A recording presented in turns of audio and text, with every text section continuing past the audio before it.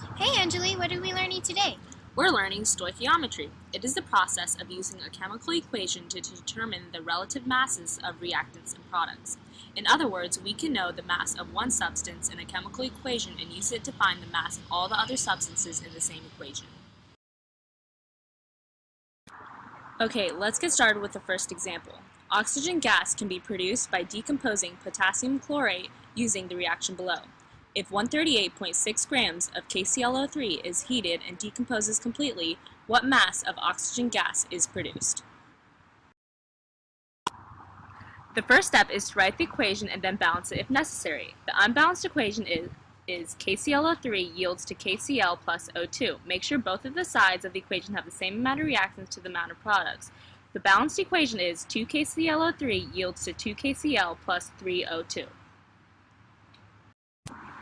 First, you need to start with the given, and then we need to convert it to moles, which is 1 mole KClO2 over 122.55 grams of KClO3.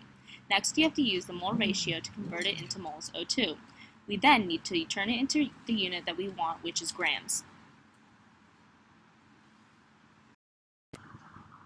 Then you divide the top by the bottom, and you will get your answer, which is 54.29 grams of O2. Oh, I finally get it! Now you show me another problem. We have 25 grams of methane and it is burned in excess oxygen. How many grams of H2O are produced?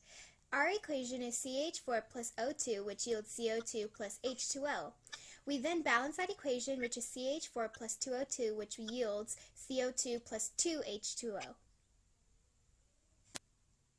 Using that balanced equation, in order to find the grams of H2O produced, we need to first start with the given, which is 25 grams CH4, and then convert it to moles by doing 1 mole CH4 over 16.05 CH4. Next, you have to use the mole ratio to convert it to mole H2O. You find the mole ratio by looking at the coefficients in the balanced equation. The mole ratio would turn out to be 2 moles H2O over 1 mole CH4. Then we need to turn moles H2O into grams H2O. Then multiply the top all the way across and multiply the bottom all the way across and divide them to get your final product, which is 56.2 grams of H2O. I hope you understand stoichiometry now. Thanks for watching! Created using Powtoon.